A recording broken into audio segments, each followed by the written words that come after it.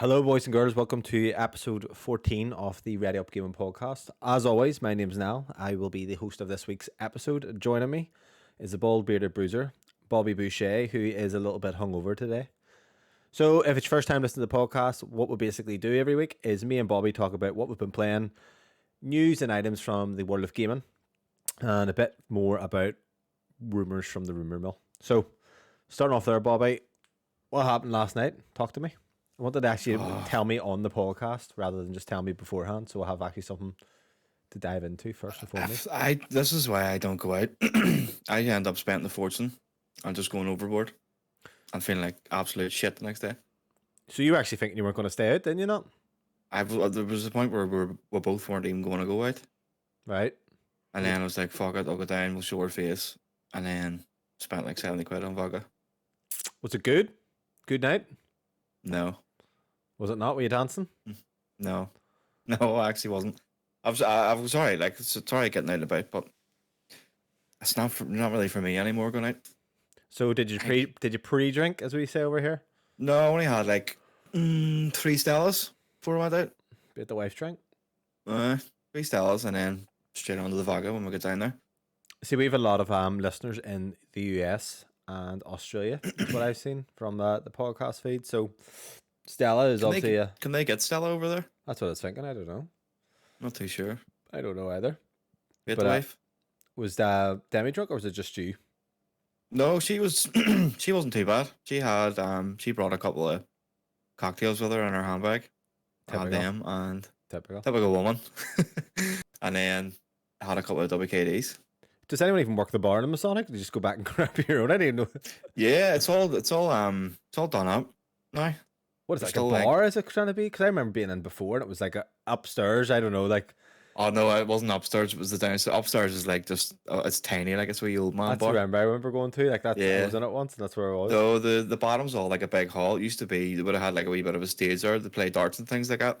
And they had the booths, like booths up and down. And the bar was at the top, but it's all changed now. It's a very culty place, isn't it? It reminds me of something from... fucking Resi 4 that you see, all you to start. Yeah, a lot of old boys in it. Like if you go up to that top bar, it just smells like old man balls and beer and fucking scampi fries. Is it like a Protestant bar? Is that what the whole thing is? It would be more Protestant, yes, but it's not really. It's not full on, like. Yeah. It would be more Protestant associated, if you get me. Like a KKK bar, like blacks probably aren't allowed to go. Well, blacks wouldn't go in, but it's not saying. Like there was plenty of Catholics there last night, like, because it was for a birthday party. But there's none, like, no banners or anything like that there up, like. Any mention of the podcast? No. No. Only when I'm drinking. No, I get that. When you get it. I would say if I went out to the Fiddlers or something, like, I would see more people. I would probably say something like, "Oh, you're so famous. That's it. You have such a class game podcast." He's lying, by the way. Obviously, you're listening to this. You're probably aware this is all big lies. So, any riding? No. That's even the worst night out there. What time did you come home at? I don't even know. I don't know. To black out? I think I must have been about 2 o'clock maybe. Fuck that. And how you feeling now? I think so. I'm not too bad now. I've had like 2 or 3 pints of water, and as the what I'm drinking on the podcast, it's Lucozade, ice cold. Lucozade ice cold. It's just Lucozade. You've just put it in the fridge. Yes, absolutely ice cold. See if you actually put it in the freezer for like an hour, maybe a wee bit longer than an hour. Turns into there's wee bits of slush through it. Oh boy, unbelievable! I love Lucozade. Lucasade's unreal. Oh mate, stick it in the freezer for about an hour and a half and take it out. I was thinking this during the week, by the way. Slush. So amazing. You love Lucozade. What would be what's the best soft drink that you can get? Lucasade's up there. 100%. I would. We're just including. I would discluding like Red Bull now. No, if you want, you can include it. Well, no. I don't really want to because then we could get. It would probably be like Monster or something for me.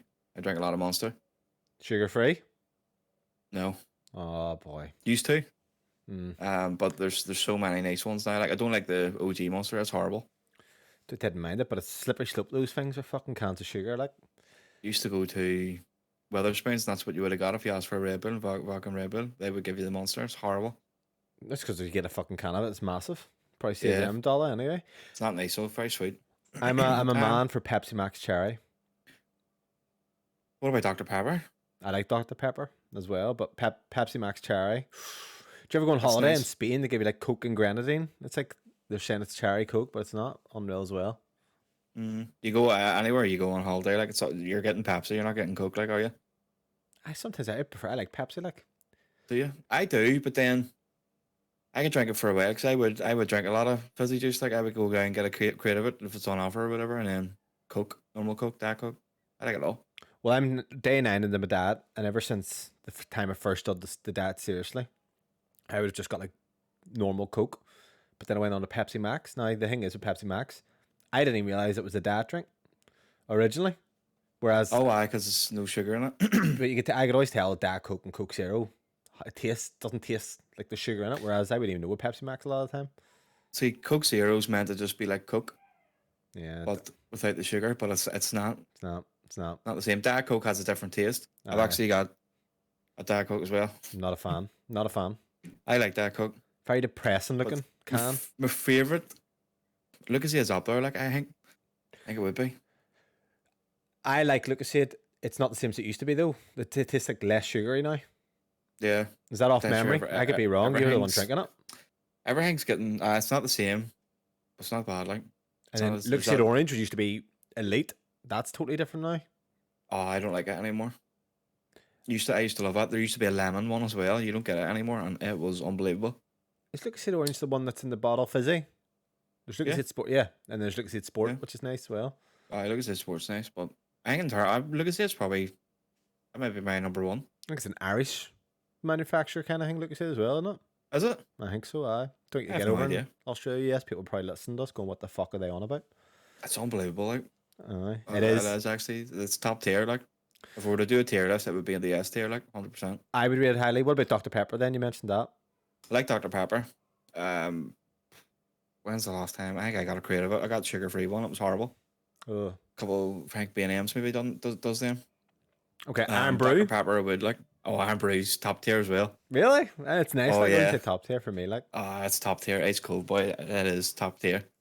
See, when I send people like Lindsay and all to go to the shop, and when I worked in game, obviously I was able to do management. You're like, oh, I can't leave. Get someone go to the shop with me. I would always say, get me the weirdest drink you can think of, and bring it back. Because I love trying new drinks. So I just get something weird. Just something weird. Yeah. And you always get these like people getting like American root beer, and I'm like, oh, that's fair enough. It's fucking out of the box there, like. But what is root beer?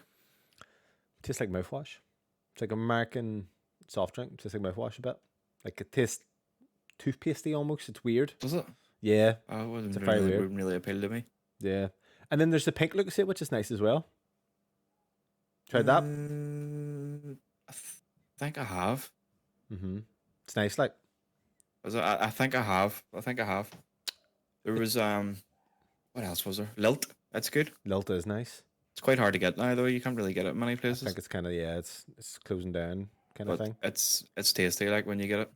Wouldn't be a regular like, but if I find it, if I'm like randomly in a shop and there's a nice cool bottle, like I would grab it. How often do you put ice in your drinks? A lot. I love ice. What is that? What is that like? Why do we like cold drinks and hot food? Oh, so good.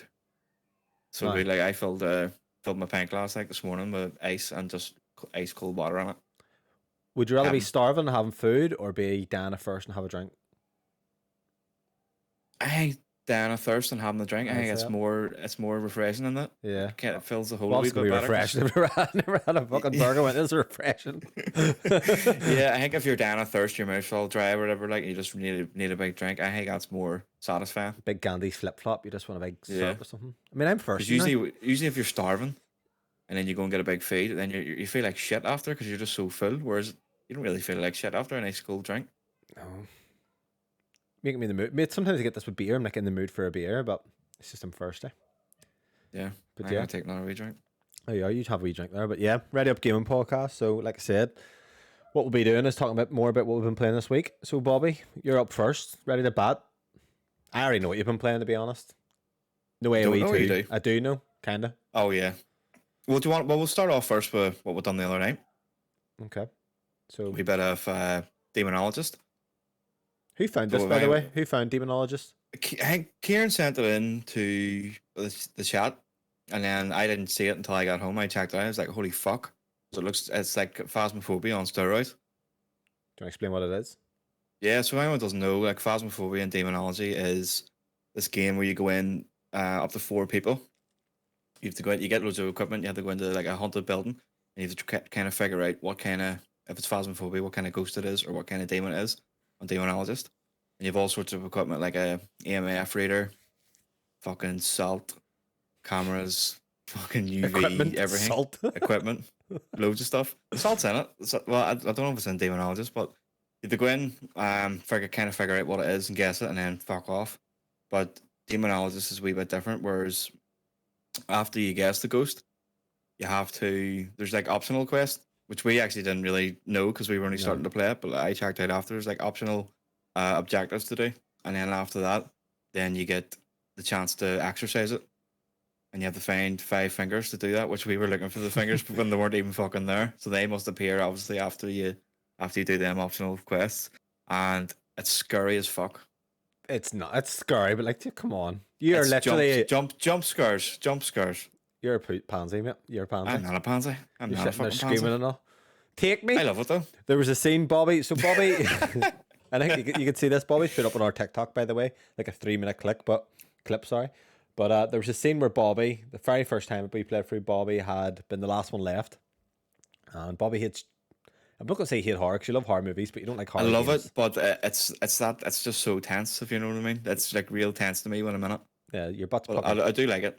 Yeah, so it's just him, and he throughout the whole time he's looking for these fingers and shitting himself. But eventually it becomes just me and you in the next round, and the ghost is chasing us, and you run towards the ghost shouting, "Take me!" I just didn't want to be the last cunt left again. Take me! So you just leave me in my own because you didn't want to be the last cunt. Yeah, I thought it was good. Look, like it's a good game. Kieran saying this game's going to be for him. Like I couldn't see me playing it every night. I don't know what is. You obviously play Phasmophobia. Like what's kind of the. I get the loop, but like what's the long term loop? Like what gets people hooked and thinking I need to come back? It's the long term loop. It's just getting into it. There's boys in there that can go in. I've seen a couple of clips there that can go in, and just they know by the way the ghost is chasing you what it is straight away. Like boom, done. Then what's the fun in that? I don't know. I don't see that isn't the fun. The fun bit to me is actually going in and getting scared, and then trying to figure it out. And then when you do actually get it right, it's very satisfying. So I wonder like how many. Obviously, there's a good amount of ghosts. There's probably like 20-25 ghosts. So there's obviously going to be a good amount of variation on the encounters. So that's kind of what I was saying. Like, what is the replayability? But clearly, there's people with hundreds of hours. So yeah, and Demonologist is only quite new, so still in early access as well. Demonologist is a bit better in my opinion from what. Just the way it was, and how it looks like it's going. It looks like it's going to be. It's kind of has it copied Phasmophobia? Yes, 100%. Yeah, but games do that and they come out better. But I enjoyed it. I should be going on tonight. Hopefully with Kieran again. Don't know if you're going on or not for a couple. I have my Steam Deck there. I could jump on. Well, no, I don't know if Demonologist support. No, actually, I'll try that. It might be. I don't know. But you can probably get right. If it's got controller support, you can probably get around it anyway. Like because. You can pretty much run anything on the Steam Deck. It's just a matter of figuring it out. Yeah, and what about that? Then have you been playing anything else? Obviously, no. Let's get into it. Let's get into the. Hasn't been spoken since Monday, and I said I'd bring up the podcast. So me and Bobby have a little of a back and forth with Bobby playing games on easy. Anyone doesn't realize, like, if you didn't listen to the other episodes, me and Bobby, like men, agreed to play Dead Space, and Bobby doesn't like horror games, and I always play a lot of things on easy. So we were agreed. And it was your decision to play on normal. Yeah? Yes. But Bobby played it on easy and he's lied about it ever since. Fuck you. But no, I didn't. I'm not getting into it. Right. But you didn't get the normal trophy for beating the game. So that's... You got the easy. You beat it on easy. All I'm going to say is if you change the difficulty mid-game, that fucks it up. That's all I'm saying. Okay.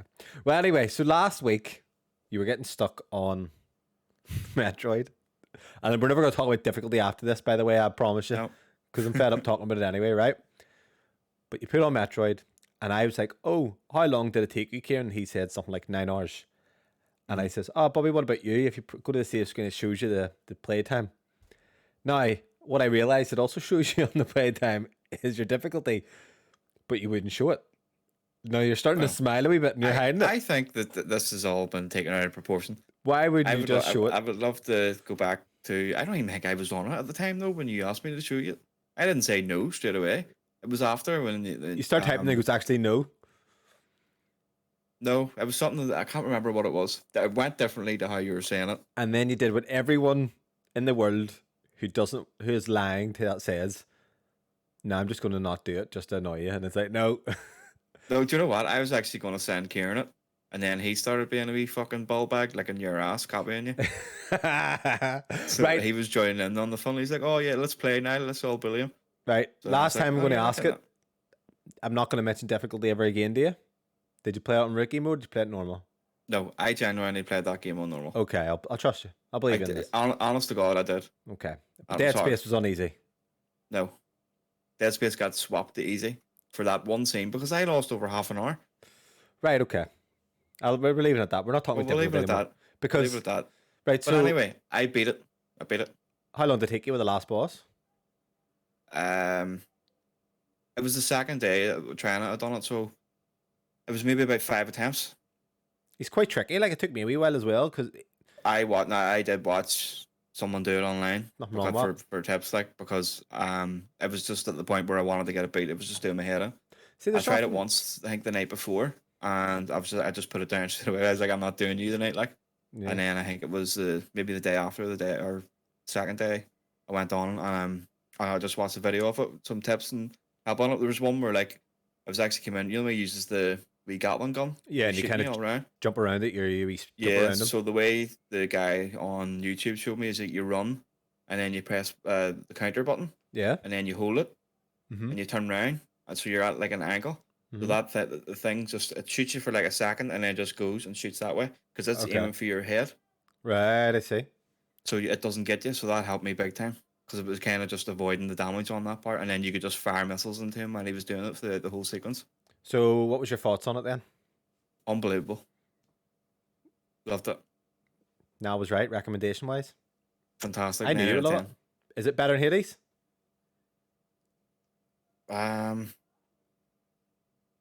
It's up there with it. Like they're different games. See what I find now, playing other Metroidvanias though, it in my head I'm like, oh, that was actually so good. Maybe I wasn't appreciating it at the time compared to everything else. But Metroid, it's fucking phenomenal. So you played that, you enjoyed it. What's next? Don't know. I'm on Resi at the minute. Just finished it. Resi 4. I'm up to chapter 4 now. Just done a wee chapter there before I come on. Loving it so far. We'll get into it. So I beat Metroid Zero Mission, which was a remake of 1. I actually played that in the Steam Deck. Played that. Was going to play Prime on the Steam Deck, Prime 2 and 3 and all that. And then I was like, you know what? Bit of stutter. Couldn't bother playing it on my PC. I'll just wait until I get remastered. So I'm off the Metroid. So there should be no more Metroid talk for a while to anyone who's been listening to this for the past fucking 4 weeks. But yeah, so I beat Resi yesterday. Took me 11.5 hours. Normal mode. Did I want to put it on the easy at some sections? Yes, but not because I was stuck, but because maybe I died once and I was like, you know what? If it's going to be like this, I want to keep progressing. I hate difficult sections just for the sake of being difficult, but I didn't find it was a very difficult game. Nothing really actually stumped me for long. But what chapter are you at? I just got out the 4, so I beat the monster in the lake. Oh, you with the wee harpoon. Just done that. Yeah. Pretty cool. Quite enjoyable. So what's your thoughts on it so far? I love it. The controls are still like quite heavy, and I mean, what it's like the walking. I mean, like the shooting and all. The shooting's grand once you get used to it. You know, the aiming. It's not great. It's still not great. Like, but the actual walking, I would like it to be a wee bit faster. It is very slow, very heavy when you're just casually walking. I want like just a wee bit of a more faster walk because you either have to go do the slow walk or your sprint.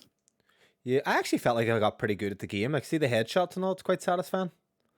You know, yeah, you definitely get better, and I'm shooting off people's arms and shit as well with even the pistol. So, talk to me. What's your what weapons are you using? I've got the pistol, which I think I'm probably just going to keep upgrading it because you can't standard really go pistol. Wrong with the pistol, yeah. Shotgun. Got a rifle, but I've put it in my storage thing, and then I just bought the bolt. Yeah. Bolt gun or something. So a tip for the way the weapons work: you have like you'll get a starting pistol, and then you will be able to buy another pistol that's got upgrade on that you can level up, and then there's other pistols. So there's one actually on the lake that you're at called the Red 9, which has like higher damage output, and that's what I leveled right up, and then it was just popping off heads like there's no tomorrow. Has anything popped out of their head shit after you popped the head off? I think it's tried to, but I'm kind of running over quickly to stab the bastards when they're on the ground. When they're on the ground, yeah. Yeah. Now, everyone's going mad about this, saying it's like 10 out of 10. Amazing. I think it is good. I still prefer Resident Evil 2 Remake. I think it's a much better game. Yeah. And I was thinking about it, going like, right, why? And I know people probably listen to this being like, it's fucking blasphemy, but more horror, isn't it? It's more horror, but it's not even that. It's like, obviously Resident Evil 4 is a remake of Resident Evil 4 set, what was it, 2005? I actually think Village is a bit more memorable in terms of the big castle there and stuff, and the village itself, rather than Resident Evil 4's. And look, I obviously played it at launch and beat it when it launched, but just in terms of now, I'm like, you know what, it's a good game, but I don't think it's as good as people are letting out. In terms of the story and stuff, it's alright, but 2 is fantastic. And you're yet to play 2, aren't you? Yeah, as far as I've got on 2 is on the PlayStation. Yeah, yeah, that PlayStation, so, like, there's a thing with Resident Evils, every like third act gets a bit silly. Like Resident Evil 1, there's a lab. Resident Evil 2, there's a lab. Same with 3, same with 4. So there's all these other bloody things, these labs and all. So there's a kind of a common thing where the third act drops the bar. But I think the PlayStation Resident Evil 1's amazing. But the gunplay and the gameplay in terms of shooting in 4 already, it's way better than 2. It's probably a better game. Do you know what I mean? In terms of actually playing it, it's very enjoyable. So what's stopping you? I honestly don't see why people think it's a 10. I don't know. I don't understand it. Yeah, if I was going to rate it, it's 8. 8. I would say, like, at the minute, I would say it's going to be like an 8 for me. 8.5. It's better. Well, I think I rated Dead Space in it. It's better than Dead Space. Really? Yeah. Dead Space I thought was okay, but Dead Space story. I think if Dead Space had like a better story, it would kind of bring it up a wee bit, because the story's very just shit.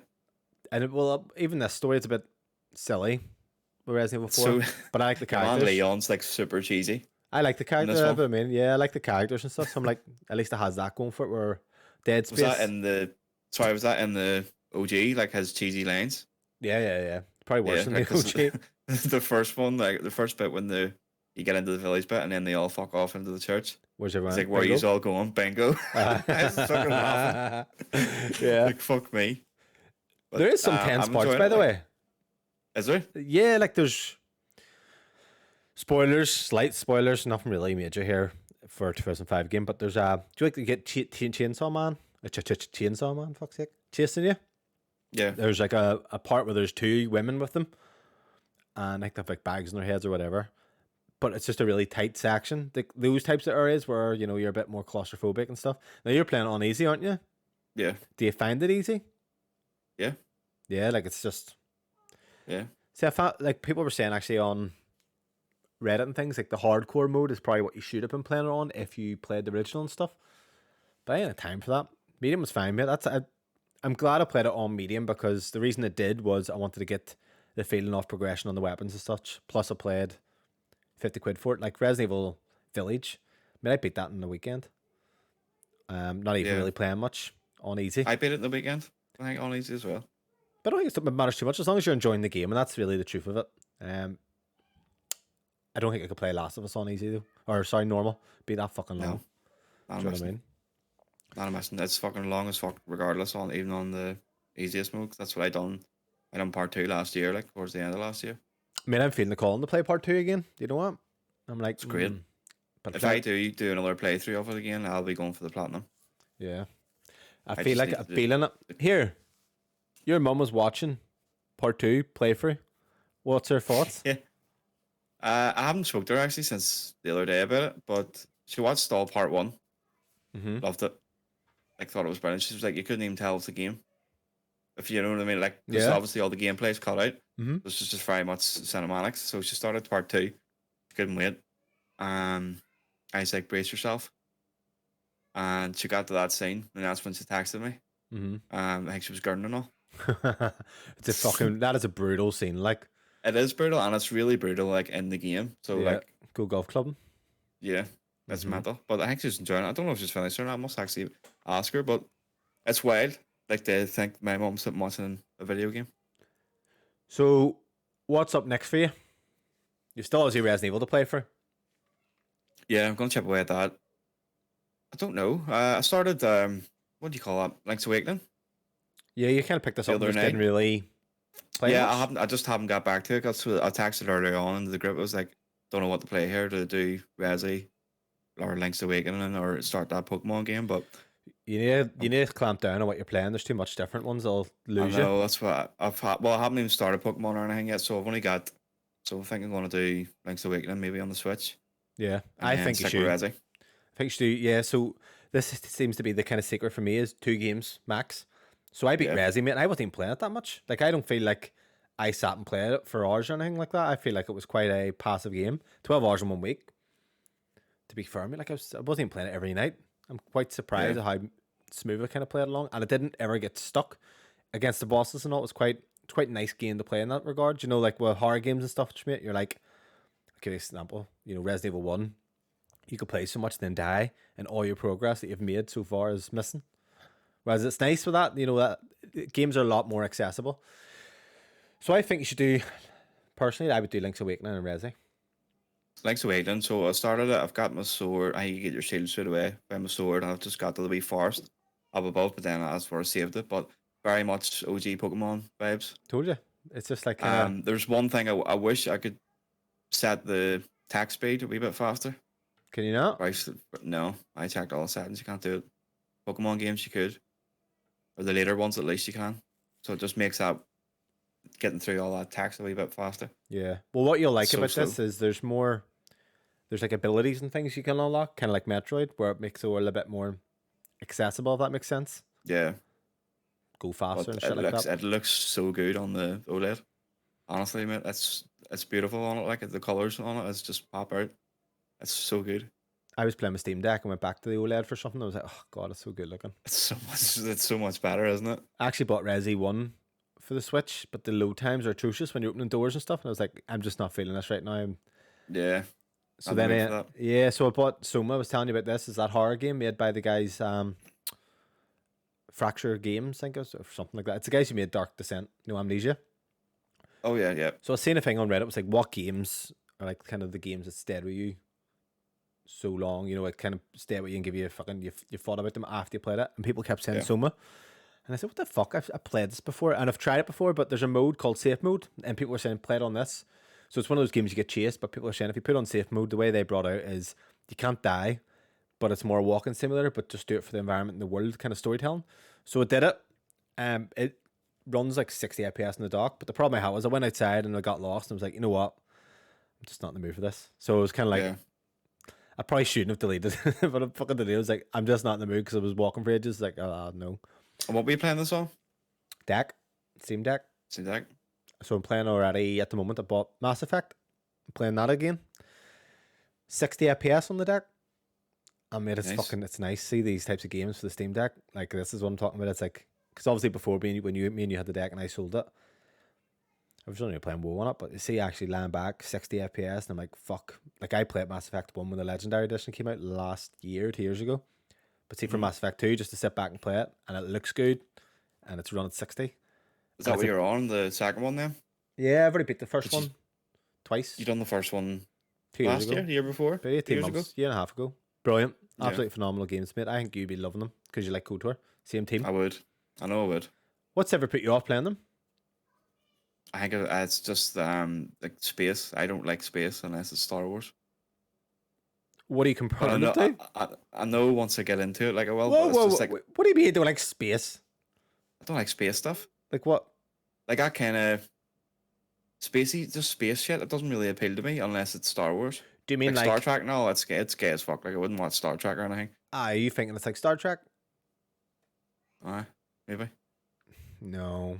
It's funny enough you mentioned this. You know, Sacred Temples, Colin Morelli's podcast. I was listening to him and his brother do one called Knockback where they play something and talk about it. And they did Mass Yeah. Effect, and his brother was saying that. He said he likes Star Wars or like kind of gritty space stuff He doesn't like the whole clean aesthetic of Star Trek. And when he started playing it, he thought, oh, this looks clean. It's going to go kind of the Star Trek route where it's a bit cheesy. And he says it actually wasn't like that at all. And he's really impressed with it. It was class. But it's not. I really should. I do need to play it. Like it is a bit like it's not like that. It's really, really good. Like, I think you would love it. And the gameplay, I really like kind of the gameplay style. I know because of like the choices and stuff and being able to be bad. I know it's my cup of tea out there. Like. Be bad. So I've got that. I literally started today. I'm about an hour and a half in, but I'm playing that in the deck, which is nice. But see the thing with the deck, mate. Like, how is the deck? Like, how are you getting on with it? Battery's a bit annoying in the sense that I haven't really charged it, but I put it on earlier and I wanted to play that, and it was like giving an hour battery life. I was like, for fuck's sake. But then I plugged it in, it was fine, and it charged it a good bit. So I haven't spent enough time. Like, I threw a few games at it. So I threw Mass Effect's Lock 60. I had what was that other one there? Soma Lock 60. I tried a few other games and they're all kind of running sweet. It's just, it feels good in the hand. Now, do you know what actually I do really like? See the back pedals? Using them instead of like the A and B button, you can kind of run about the world and use your analog sticks and them at the same time without taking your finger off, which is nice. Yeah. I think controllers should just do that because it's really kind of counterintuitive to take your finger off the thumbstick. You know what I mean? Yeah. So it's nice doing that. Screen's actually grand, mate. I'll be honest. Like, I've seen my old screen. It used to have like backlight bleed, so you could see like kind of white coming from the top right. And all my screen there looks very good. It looks better than the normal Switch, but when you hold the OLED Switch, yeah, it's night and day. Like it's night and day again. But I'm enjoying it. I'm liking that I have a good backlog, and I'm like, I can play these games if I want to play the Arkham games, for example, or Shadow Mordor, which I talked about in the past. You know, I can play them at 60. Or even Death Stranding, which I spoke to Kieran about today. I can play that. May not be 60, but I can play that on it. Which I probably...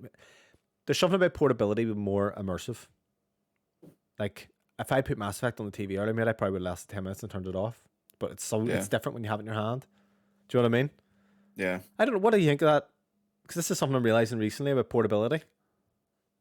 I don't know. It is nice just being able to just pick it up and lie down wherever you want and just relax and just kind of zone out and just play away. Well, here's the scenario. I put it down after about an hour. Now, if that was the TV, I would turn off the console, turn off the TV, and then it's another effort of I'll turn the PlayStation on, go, put it on. Whereas this is just kind of was sitting there and I just press a button and it was on again. I was like, okay. So I just played a wee bit more. Yeah. It's convenient. I don't know what I'm going to be like after I beat a few games, I think. I bought Resident Evil 5 on it. It was £2. Was it? So I didn't have to play it.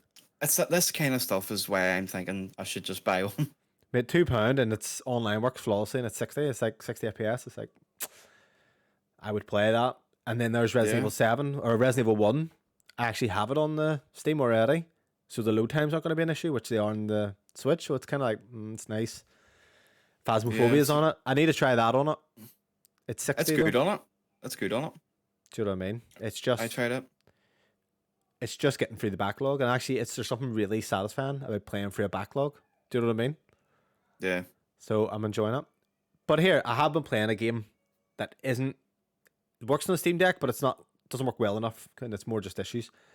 Black Mesa. So you've never played Half-Life, haven't you? Not? No. Never been interested in it. Like, what do you think Half-Life is? No idea. You actually have no idea what Half-Life. I have no clue what Half-Life is. I just know it's big. I know a lot of people love it. I mean, I played it about 10 years ago. Maybe 9 years. Well, about 10 years ago, when I was kind of like, forcing myself to play through it because widely praised. Half-Life 2 is good as well, but playing it now, Black Mesa, so this is actually a funny story. So Half-Life 1 came out in 96, 97? Black Mesa was made by a group of people. I think it was like 5,000 people as a mod. It started in 2004. So by 2013, Valve approached them.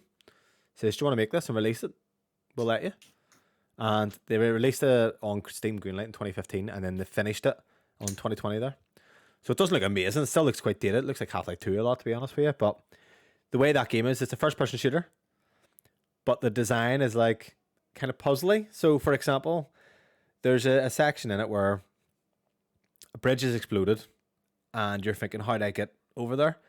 But there's pipe, and you kind of jankily jump up the pipe, and you climb the pipe over, and the way the world is, it's just it's linear, but it's there's no like hand holding whatsoever. All the storytelling's done in game. It is actually very unique. I'm playing it now because I tried Prey and that was run at 60 on the deck because I thought, oh, this will scratch that itch.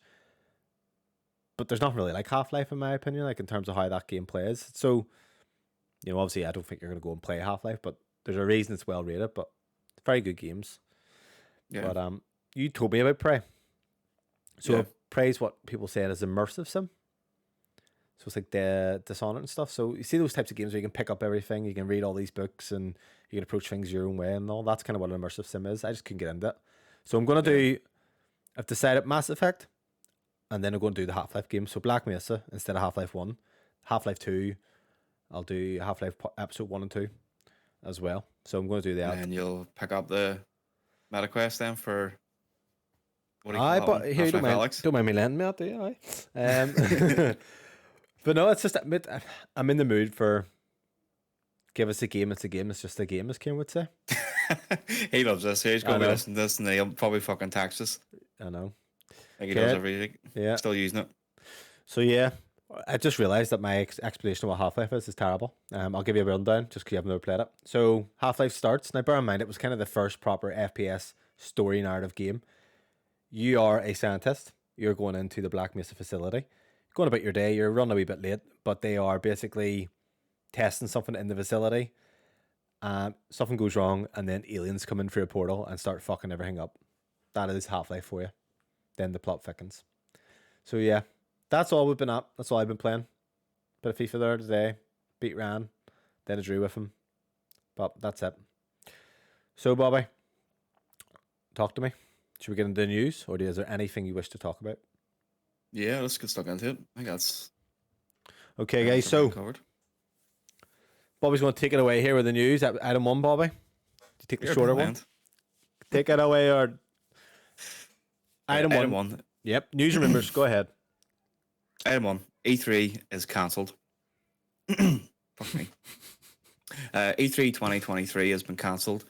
Organisers at the Entertainment Software Association announced on Thursday following the reported withdrawal of major publishers like Ubisoft, Sega, and Tencent. Those companies joined console manufacturers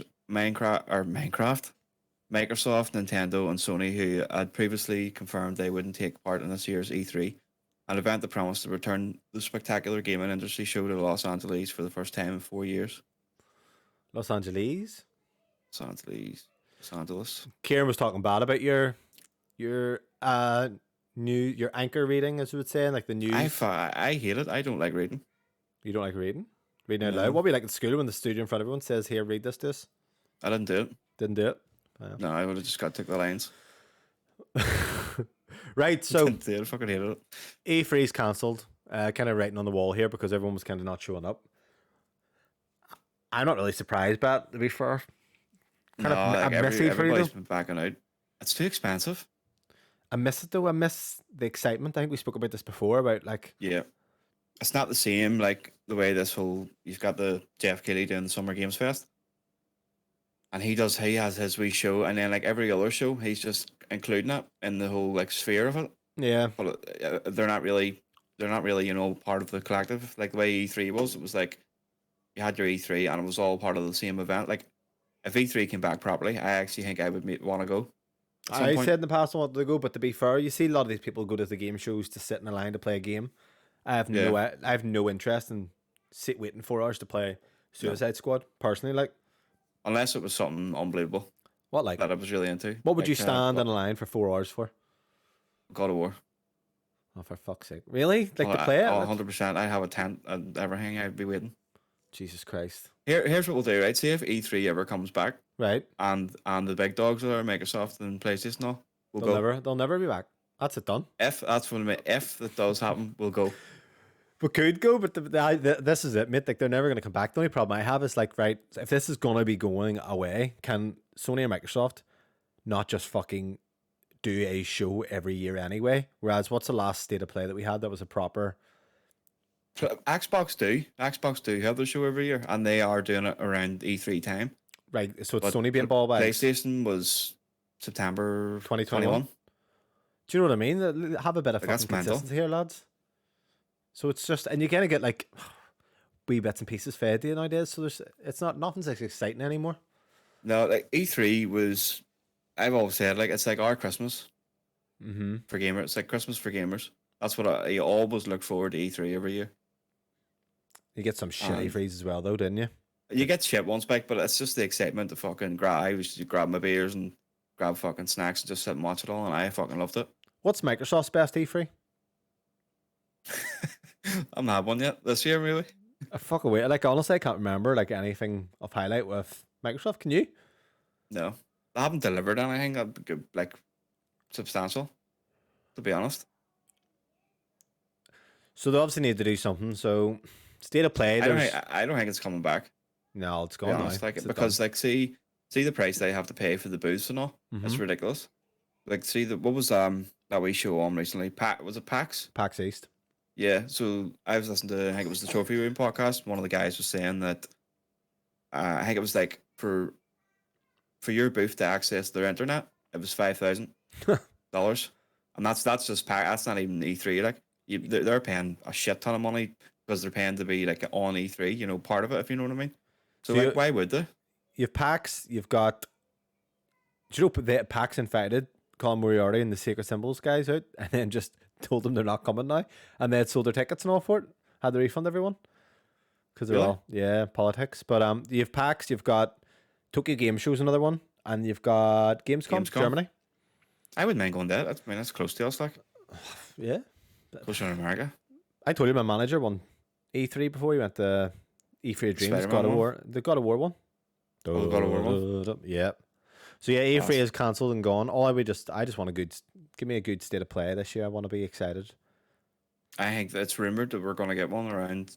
I think it's actually before, maybe the end of May, start of June. Right. Okay. That's where the rumors are kind of floating around. So, because we don't know what's coming for PlayStation. Spider-Man. Really? Spider-Man. We know Wolverine next year. Death Stranding, if that's going to be exclusive. We know that. So, but like apart from that, yeah. What's everybody else working on? You know, what's Sony Band doing? We also have The Last of Us. Fucking what do you call it?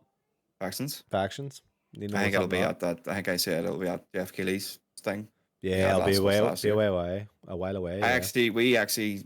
We had a bet kind of on this game. I want to change it. Who, me and you? Yeah. What was it? Did you forget about it? You can tell me. If you forgot about it. No, what was it? Come on, you can't lie. It was just pretty much that I said I was going to come out day and date and PC as well. I don't think that's the case. Yeah, considering what's happened. But the reason why is because I don't think it's going to be free. Don't think it's going to be free? No, I think if it's free to play, it makes sense to bring it everywhere. If it's not, I will try and get the money from it on PlayStation. Yeah, it's gonna be. It's not gonna be free to play. I wonder what way it's gonna be though, because it's gonna be it's gonna be single player content, isn't there, as well? Not single player, but the way they've worded some of the stuff recently. I think Colin was saying on Sacred like a few weeks ago about it. It's like I think one of the descriptions was you and your friend. Yeah, I've seen this. You and your friend. And so that kind of changes it up. Like, is it going to be? Are you going to have like a single player or a co-op story? Yeah. And then you maybe have the online, the multiplayer bit separate. I know you and Kieran, you and your friend, just used to. Oh, I mean Kieran. That's it. Well, look, we're gonna find out sooner rather than later. I think with that anyway. Last of Us Factions, because like you say, it went. So that's Christmas time. Jeff Keighley's think Game Awards. No, Summer Game Show. No, I think it was Summer Game Show. I think we'll see it there. Right. Yeah, would have been Summer Game Show. I think Neil Druckmann said we are going to see it this year. Like, happy days. Be interested to see what the hell's happening. Yeah. Yeah, that'll wrap that up. Item 2. Don't worry, I'll read this one, Bobby. Zelda Tears of the Kingdom preview. So, Tears of the Kingdom is only a scant 44 days away. To celebrate the game's impending arrival, Nintendo's dropped a 13-minute mini direct featuring gameplay and a sneak peek at Link's new abilities. One of the biggest, most interesting features shown off today was Link's new fuse ability, whereby he can take objects like a log or a rock and mash them together to create weapons. It was fascinating watching Anuma, that's the director, create useful weapons on the fly. His demonstration of creating a homing arrow by fusing a monster eyeball with an arrow was seriously impressive, but be careful. weapon degradation, that mechanic from BOTW, Breath of the Wild, that players either widely loved or viciously hated, is back, with Link's stick swords breaking after only a couple of swipes. Kieran didn't like this. Me and you were obviously quite high on it. Well, I'll just say high. We're writing them up a wee bit. Yeah, we're winding up. I think it looks good. All right. I think it looks cool. It does look cool. I actually I know he was fucking taking the piss saying, "Oh, it's just Minecraft," but there's a lot more to it than that. There, like you can do, you can pretty much attach anything to anything by the looks of it. I don't say it's like Minecraft though. Minecraft's fucking building blocks and crafting tables and shit. Do you know what I mean? What I do think's cool, and I did say it is, yes, there's a kind of a sub menu, but it's kind of done seamlessly. Do you know what I mean? There's not like menus upon menus to craft, which is quite cool. But you're just kind of, because like they were doing the arrows. I think that the arrow was quite cool, like the homing. It was like a homing arrow. Yeah. You put the eye onto it and change that there. You can add ace to it, and it's quite simple. While you're aiming or whatever, you just go up and select whatever you're at and hit combine, and that's it. I feel like they're maybe Zelda's losing a bit of what a Zelda game is though, because they're very much sandboxes now. You know, Breath of the Wild, that's one of the things I was very impressed with is, you know, you can go into the puzzle room and you'll solve things just with the mechanics themselves. Like, you know, maybe it's not what you were expected to do, but just the way the kind of world interacts with itself. So this is actually going on a game with that. So that whole fusing things, which is cool. Like I enjoy it, but you have to be in a certain mindset when you're trying to play these games, or mood set, sorry, fuck's sake, because sometimes you just want to play a kind of a game that has a clear progression. So obviously it's going to have more than likely what Breath of the Wild done, where you can go kind of for main beast and tackle them anyway. But at the same stage, it's like, is it enough? Is it enough to warrant 5 years of dev time? Obviously, it's going to be a fucking big undertaking if you're fusing everything together. But yeah, you never played much of this Breath of the Wild, didn't you? Not you got up to like the first shrine. So you got like when you killed bokoblins, I think they were called. You used to get like eyes and all to make recipes. So it's good that you can use them and do things with them in terms of your combat. I actually seen someone saying as well that they played the master mode, which is like the hard mode, and that changed his mind on the game. He absolutely loves it, you know, playing it with that and using the mechanics. So I'm a bit disappointed a wee bit in the islands and stuff in the sky. It kind of just looks like, well, we just want more places where you maybe haven't been, so here's islands in the sky. Yeah. In terms of getting to them, that whole rewind mechanic, so the big thing falls down and then you stand on it and go up. What was your impression of that? Wasn't really doing anything for me. Yeah, it's cool mechanics. So like, see all those. Yeah, see like the building the raft and all. I think that was quite cool. There's going to be people who's going to be building some fucking wacky shit like in this, no doubt. See, that's the thing, mate. I'm not too much of that type of person. I'm not. There is people that like, this is why people love Minecraft in general and those types of games anyway, is they can do that type of shit. Where me, I'm just like vanilla, mate. I'm just missionary position. Do you know what did you think of the escaping, going to the like top of the mountain and stuff? You know the way you aim up and use that thing. Yeah, I think when it actually shows you when they're doing that, they're at a place called Julian Peaks, which is like in Breath of the Wild. You'll see it if you at the very start. There's like two massive mountains that are kind of split in the middle, and you can climb them, and it's really satisfying just climbing stuff and then being like looking down from where you went, and you can jump off and shit. That just means it a bit cool. Like the only thing it seems maybe it takes a bit of a while to get to the top. I was just thinking, fuck. Do you know what I mean? It's like the mountain one, yeah. Do you know what I mean? But it's interesting. Do you think they have other things up their sleeve that they're not showing us? Oh yeah, yeah. I think they just brought that out just for a wee bit of hype. Just here's what we have. Here's a couple of things that's new. But there's tons more you're gonna find out when the game comes out. Yeah, IGN did a video showing like differences and stuff, so things have changed. I'm excited. Look, I was wanting to play Breath of the Wild on the OLED, but I'm like, hold it off because it'll just burn me out. So, are you gonna hold off to Tears of the Kingdom? Are you gonna play Breath of the Wild, or are you not gonna play either? I don't know. I'm gonna do Link's Awakening here first, just to get in that wee bit of Zelda mood. Kind of know the character a wee bit. No, fucking Zelda's is playing, or Link's playing. Sorry, doesn't do anything really. Does he not? Not really. Makes weird noises. Hiya. That's how he says hello in Japanese. I don't know. I would say I'm the kind of gamer that I'll always want to do, you know, the first game as well. Yeah, it makes sense. If you know what I mean. Yeah. So like, I would probably have to do Breath of the Wild if I'm going to do Tears of the Kingdom. Yeah. Oh, fuck. There'd be a lot to go play one and go straight to the other. Like, to be fair with you. I know. So, but I don't know. Maybe I get to it at some point this year, but Probably not at launch. I think you'll like Link's Awakening. So yeah, that'll be out 44 days. Well, that's probably 40 days away now. What's that? Next month. I'm excited for it. May. What's the date? What's the date on it? Oh, fuck, I can't remember. I can't bother looking idea. either. But here, did look a bit rough, didn't it? Like graphically, you're like, oof. It's going to. We should have had another console for this, I think. Do you know what I mean? Yeah. They announced the Zelda OLED as well. Well, you tempted? No, I don't like it. Yeah, not for me. I'm not one for special edition consoles. I had one. My Wii U was special edition. Zelda was Wind Waker. I just bought it because it came with it, but it was like gold and shit. And kind of acrylic around it. It was terrible looking. I don't really like them. I think the only fucking special edition I have is Project Scorpio, if you even call it that. The One X, what you got me? No. Bobby, I'm free. Take it away. Give us your enthusiastic reading. You should read audiobooks to people, by the way. Oh man, I just put them to sleep. I'd be fucking people like bedtime. That. Yeah. So item 3, Multiverses beta is ending. Warner Bros. And Player First Games have announced that the Multiverses open beta will be taken offline in 90 days. In a message released on Monday, Player First Games co-founder and game director Tony said the studio plans. I'm not reading that second name. I don't know how to say that. Just Tony, like everyone should know him. Tony. Tony, what is that second name? Who? Hyan? I don't know. Tony said the studio plans to bring the game back early 2024. During the downtime, all Multiverses online modes and features will be unavailable.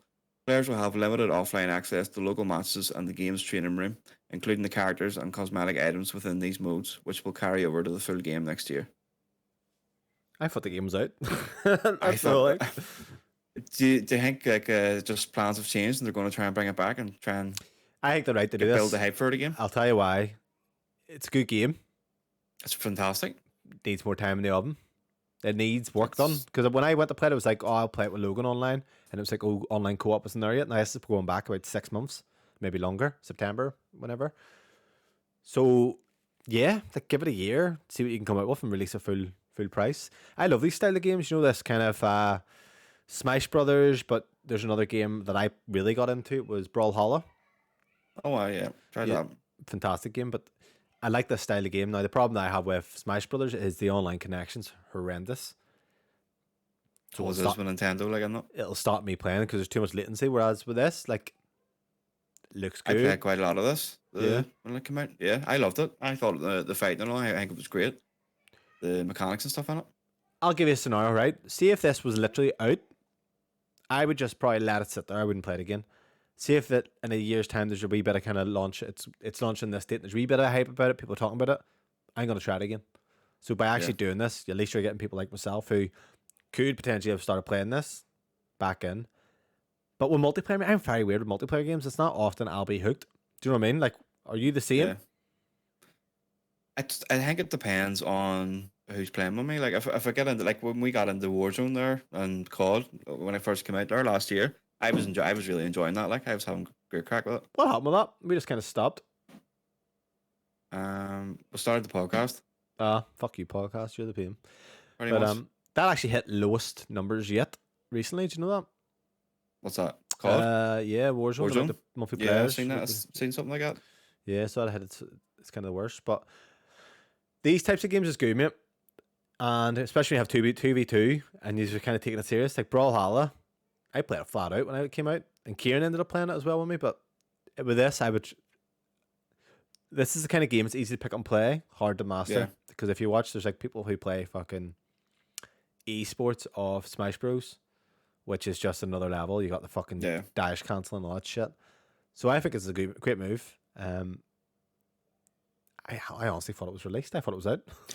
I thought it was as well. I thought it was going to be like, you know, like Fortnite was in beta for ages, and now just here you go, it's full game. But it didn't change anything, you know. I think that maybe they've had like a high player drop. They haven't got the content to push out, and they know that's what is going to grow the game. You know, continuous content. Everybody wants new characters all the time. Mm-hmm. They have a good catalog to go through. You know, who is the characters? That Batman. They've got Scooby-Doo. They've got DC. They've got Lord of the Rings. They've got Scooby-Doo. They've got there's all sorts of ones I don't even know either as well. They're like all different franchises, but they've got a good catalog of characters to actually bring out. Mm-hmm. You can't hear my kids screaming, can you? No. Okay, I can. That's just Killing each other. pretty much, yeah. We're playing Fortnite. I spent $13.99 on a fucking skin for him today. Did you? That's So where I started it. do you know the thing is, man? I was like 14 quid, and I was like being all serious, like this is a lot of money for that. There's me the other day, $13.99. That game's a steal. I fucking buy that. Yeah. Yeah. You'll be asking for another skin next week. Does it all the time. Oh yeah, 100%. Yeah. Anything to add? The multiverses?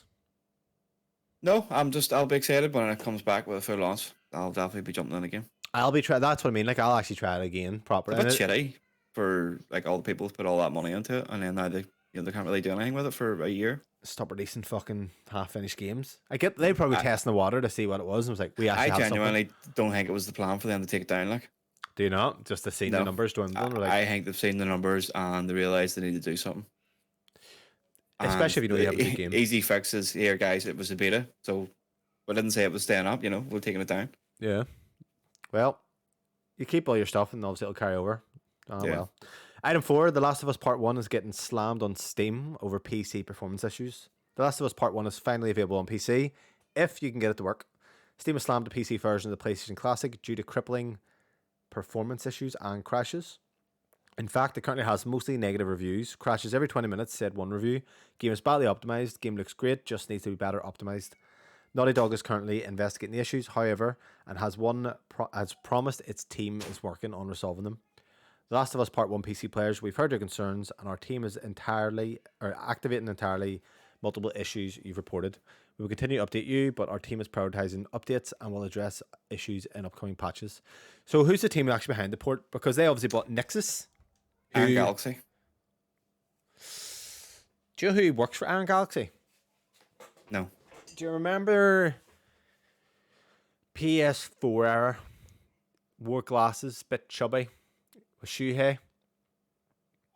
Oh, yes. I don't know his name, but yeah, I know exactly. So yeah, he done the video of the taking piss out of Xbox? Yeah, handover, didn't it?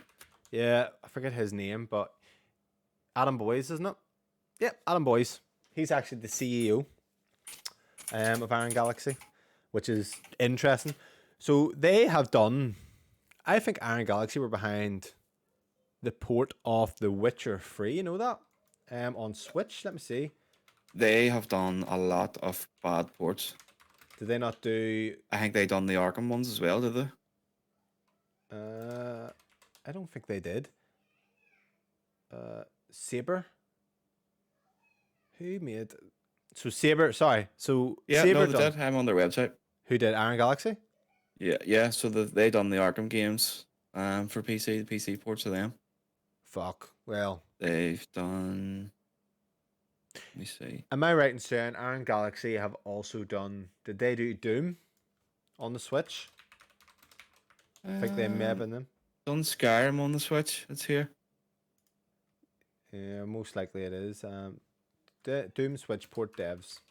Okay. They done Panic Button. And then they obviously made Killer Instinct as well and Rumbleverse. Oh, was that Iron Galaxy? Mm-hmm. Right, so I'm wrong. I was getting them mixed up with Panic Button. So Panic Button are actually decent. They got fucking Doom to run. Fairly like, but still got to run. So Iron Galaxy are ropey. Now they have Nexus, who have done. Did they do Miles Morales? I think so. Yeah, so they're actually.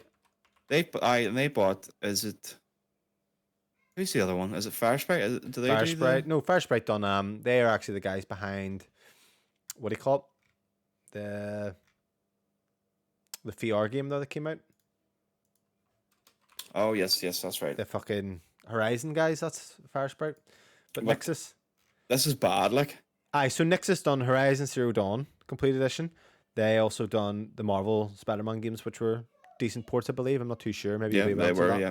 Yeah. So why the fuck did they let Iron Galaxy? Like, why would you let? I have no idea. Surely look at history and be like, these guys don't know what they're doing. Yep. I have no idea. Like, I think it's like a real bad. What is it on Metacritic? It's like fucking. It's really bad on Metacritic. Yeah, I've seen it all over Reddit. People looking like there's fucking pictures of Joel and he's black. That's like Steam Deck Joel or something. Yeah. Everyone's saying. Yeah. It's horrible. Like, it's really, really bad done. It is a PS5 game on the Steam Deck, like, so obviously I wouldn't have expected it to run very they well there. apparently have known. I don't know whether you've I think they've threw it out and be like, we'll fix it later. We'll just build off the hype of the show. There's a problem here with PC ports now. So back in the day, mate, see around the 360 generation, a lot of PC ports that would have got, it would have made more sense to actually get an Xbox 360 than a PC at that time, because you needed a really beefy PC to compete a lot of the time. Now, when I say that, it's not completely true, but when I say compete, the ports were so bad quality. And it seems like recently, like, things are going back that way. Like, the ports are just getting thrown out now with shit kind of optimization. What else was there? There was something else recently that was quite shit. There was something very recently. I'm talking about past 2 months. Fucking quite a lot. There was Hogwarts. I don't think Hogwarts had some issues. I think Dead Space. Dead Space. Callisto, I think, had problems as well. Fucking had problems and everything. But this the problem is, like, on console and all, it's one device. That's it. Whereas a PC, you've fucking thousands and thousands of combinations of people's PCs that they can have. See that, but then what you could have then, if you take a team like I said about id Software, id Software obviously come from PC with Doom. Do you know what I mean? Like, that was a PC. They're a PC studio. Same with the guy with, well, I was going to say Machine Games, but actually I think they are more tailored towards PC anyway. With the first Riddick game, which was on one as our Xbox, but maybe that was more console first. But you see the id guys, like, what they can get out of your PC is insane, just because that's what they build it towards, you know what I mean? So, I don't know. What do you think? Is the days of PC, think you're just better getting a console nowadays? Oh, yeah. Do you know what I mean? Mm-hmm. Like, it's just, there's us with beefy gaming rigs, and you're like, I bought Arkham Knight at launch 2015, and it was a fucking mess. Now, it ran better than it ran on console, but mate, to give me, literally, Steam gave me every Arkham game, Blackgate and all this here, just free of charge, because it was such a mess, or Warner Brothers, whatever it was. But it's like, you don't. What are Sony doing? Do you know what I mean? Like, you're a fucking Sony. Why are you letting this game launch? I have no idea. Like, it's their second biggest fucking franchise.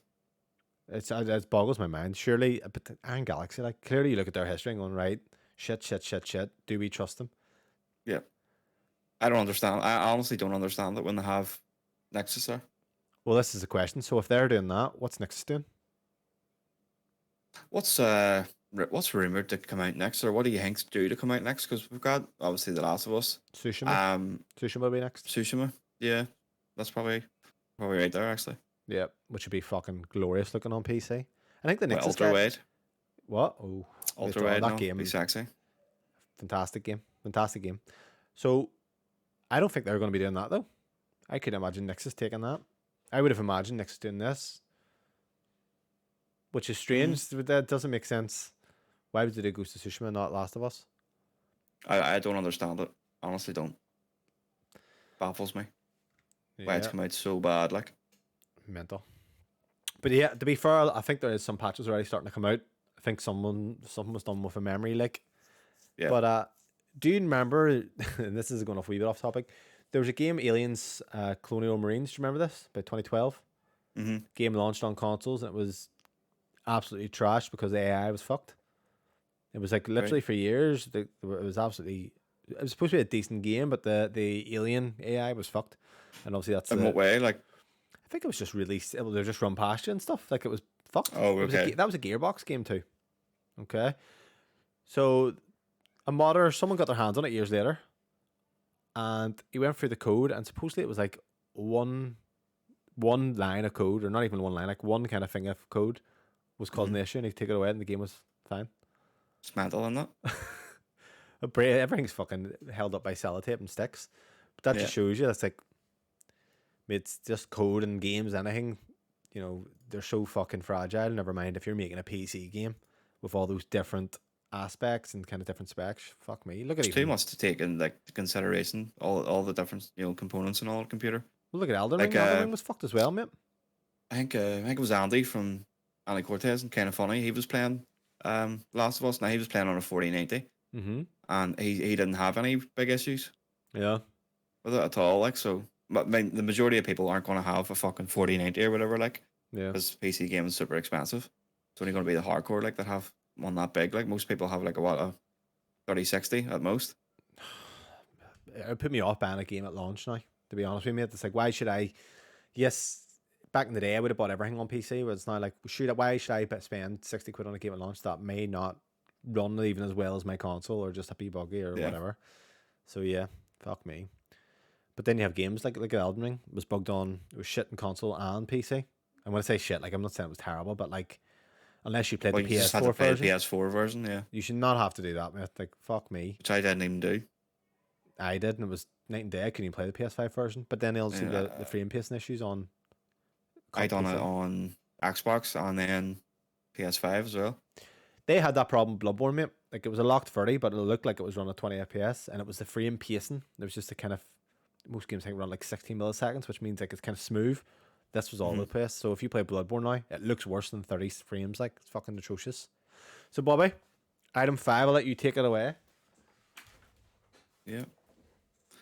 Item 5 is PSVR 2 in trouble. A new report from Takeshi Makazuki of Bloomberg claims sales of Sony's PSVR 2 headset are off to a slow start, with around 270,000 units shipped to consumers since its late February 2023 launch.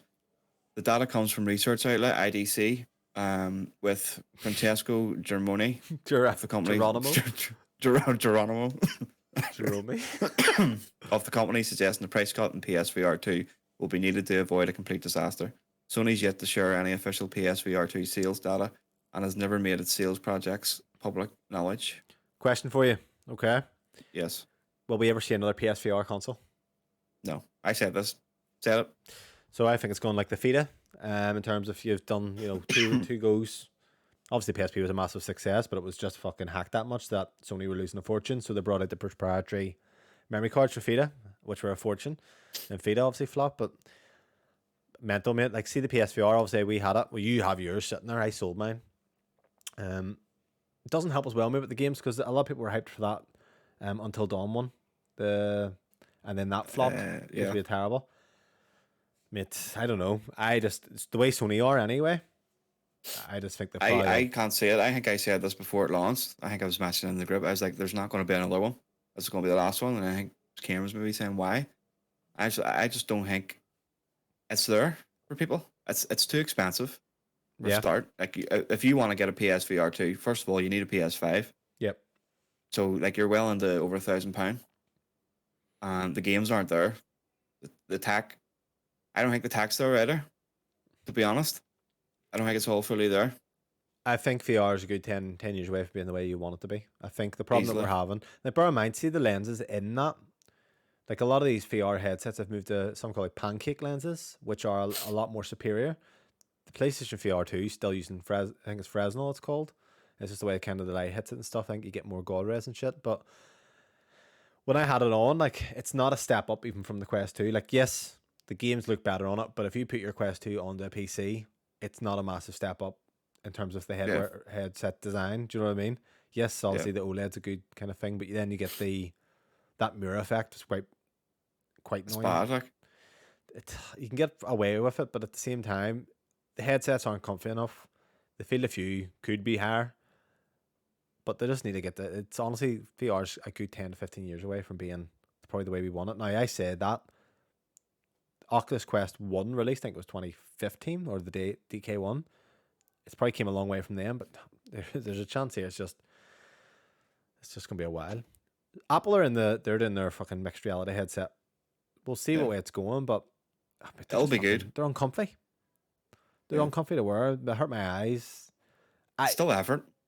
That's what I mean. That's the problem. And when I try it, I love it, and then I don't try it, and then I kind of fall out of love with it. But I think for me, if I was going to jump back in, I would be more likely to get a Quest 2, just because when I actually thought about the PSVR 1 or 2, sorry, I was kind of not worried too much about the cable, but it is a bit of a faff in the long run when you're kind of thinking, plug it in, make sure it's plugged in, and just drag the cable and shit.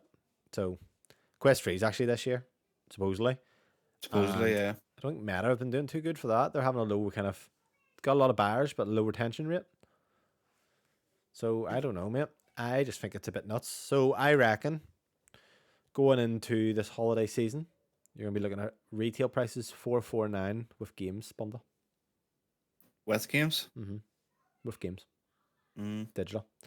it's gonna. I think the low amount of sales on it, I think it's gonna put off a lot of developers as well. Yeah. Want to make a game for it, 100%. Well, you do have PC VR, so a lot of people probably just port it over. But at the same time, like I know PC It's VR. not. It's not as easy to port. I don't think on the PSVR because that's what people were saying. Like even from the PSVR, the first one to the To second the one, second. it's not simple at all. Like, But even PC VR, the support there's lacking compared to what you would expect.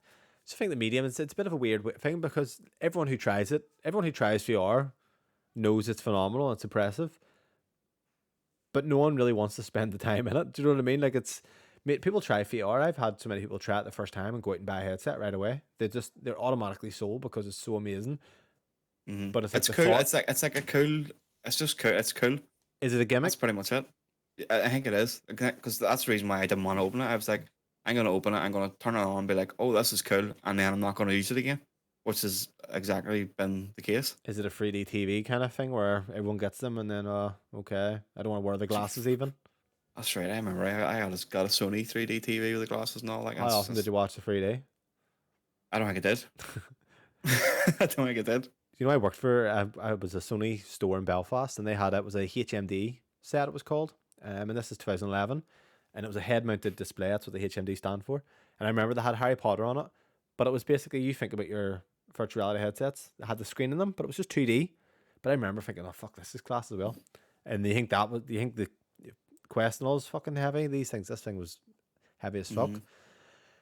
But even if people are finding it too much effort to even put on a pair of glasses to watch the 3D television and have that, because bear in mind you had to have it charged as well, your glasses, and people hated that because the way the light kind of worked with them. I just think, mate, VR could be it, like I've said before, it needs to replace the TV, and I really thought the way people were getting on that this could replace the TV, saying it was light, pancake mode's amazing still, but it was just heavy, and I was like, there's no way I was gonna ever just use that rather than my TV. Yeah. Tell you, easy use, mate. Why do I like the Switch right now? It's just easy to use. You just press a button. Don't need to go and plug your TV on or any of this. It's just easy to use. It's convenient. That's it, mate. I think I'm just fucking. We're lazy. We're all lazy nowadays, though. Everything's lazy. See, like, I get back from work and I have to go to the gym now, and then like the thought of having to go and fucking stick everything on, no, it's hassle. It is hassle. But it's like consumerism in general is lazy now. Do you know what I mean? If you have a laptop and you want to look up the internet, what would you even go on a laptop for? You have a phone. Do you know what I mean? Just go on your phone, yeah. But it's just like, 100%. And it's a bigger screen on your laptop. It might be a better experience to look at the internet, but you don't care because it's easier. So until VR is at that stage where it's as easy as putting on a wee tiny pair of glasses like that, I think we're screwed. Now there is actually, I was watching this. The guy from The Verge did it, I think. It was tested. Adam Savage is tested. There's a guy there. He's always been following VR.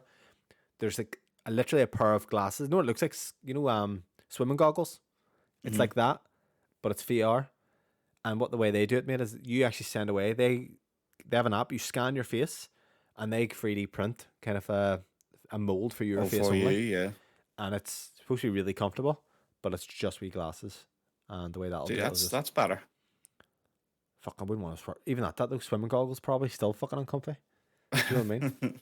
You'd find a problem with it about being comfortable anyway, wouldn't you? Yeah.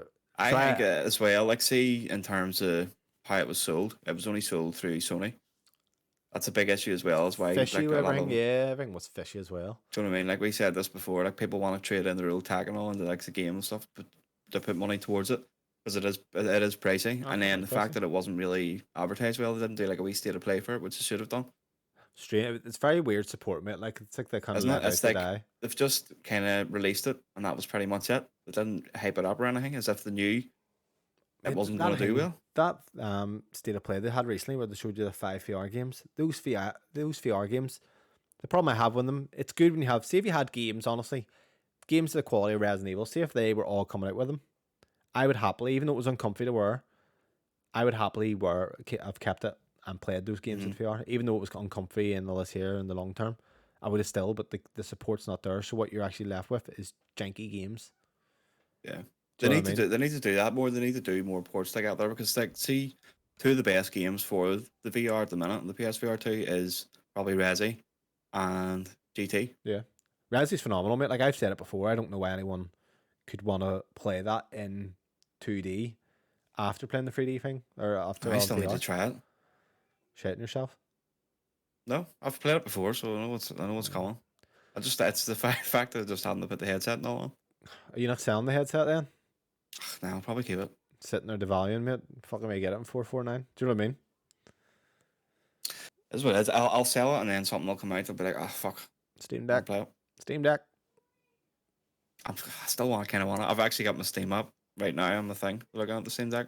It's out of stock, isn't it? It's probably back in. No, that's still out of stock. I think getting the wee dock for it and all, mate. Amazon. Oh, okay. They have a like cheaper third parties. Yeah.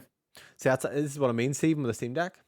I'm even lazy charging that because I have my wee Switch dock just charged, plugged in all times. And you just drop her in, mate, and it's nice. Set it in. It's so class. Do you know what I mean? I am a lazy cunt. People listening, I think thinking, if I did get the deck, like I would just do the same. I buy a wee dock and put that beside the Switch. Yeah. Just set it in, pick it up. Item 6. Final Fantasy 16 has gone gold. So development on Final Fantasy 16 is now complete, as dev Square Enix has announced the game has gone gold. Shared in a tweet on the Final Fantasy 16 Twitter account, Square Enix has wrapped up development way ahead of the game's launch date of June 22nd. Final Fantasy 16 has gone gold from the entire dev team, including Torgal. We hope you look forward to Final Fantasy 16's launch on July 22nd. What's this? 3 months? 3.5 months? Yeah. Fucking hell. That's a good fucking completion rate. I actually read something that it was finished earlier than this. It's been finished. And that's just it going gold. Like going gold is pretty much Your master. That's it starting to printing and all on the discs, isn't it? Yeah, printing on the disc typically. In the past, when you went gold, that was you done. Whereas now they're probably like, well, whatever we have, we'll just put it on the. They'll be polishing and stuff now for like day one update, no doubt. But 3.5 months, like that's fucking unprecedented. I think that's phenomenal. Yeah. I don't think Final Fantasy 15 at launch there's anything wrong with that. Like they seem to be quite decent enough. I was going to say Square Enix, but they didn't have Avengers being a fucking mess and things. So I'm a bit hesitant there, but. Although it was a mess because of the online, though, it wasn't really the game because I played the campaign. It was great. Single player stuff. Yeah, so obviously this is going to come out in hopefully a good kind of polished way. But I was saying to you yesterday, I was kind of like, the only thing I'm kind of hesitant about, and I like Fantasy 14. I think it's a good MMO. It's fun, but the story's a bit meh for me personally. And people are rating the story like fucking. I think it's one of them. It's like people rate it really high, like don't they? Especially once it came back because it went away, didn't it, or something like that there, and then they kind of soft relaunched it, didn't they? Yeah, so something like that. Fantasy 11 was a massive MMO in the early 2000s. You could actually play it on PS2.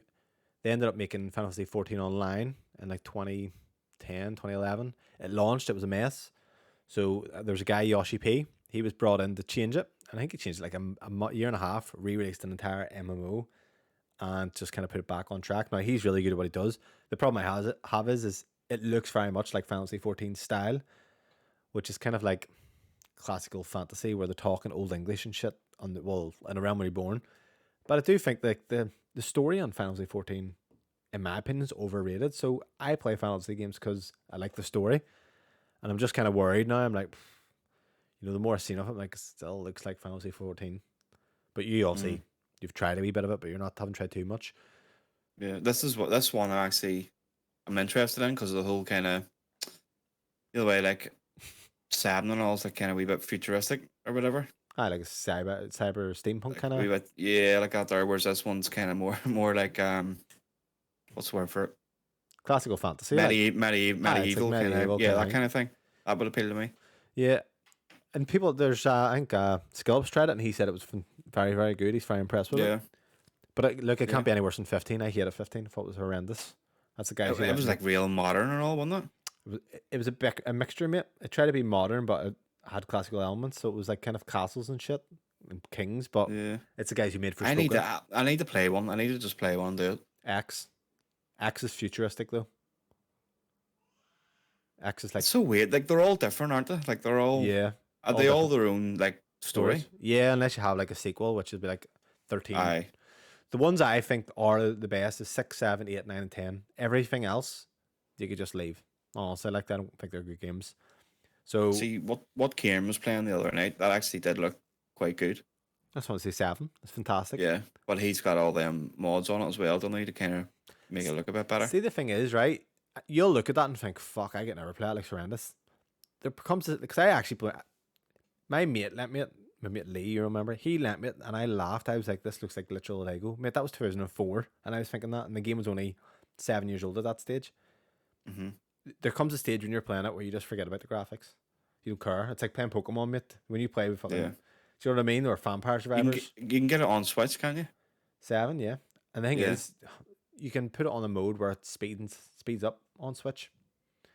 So I honestly like 7 is. It's a game where you do need to put a few hours in to really kind of get the gist of it and let it. Like, it's not one of these games that you think, I'll play it now, and if I don't like it, I don't like it.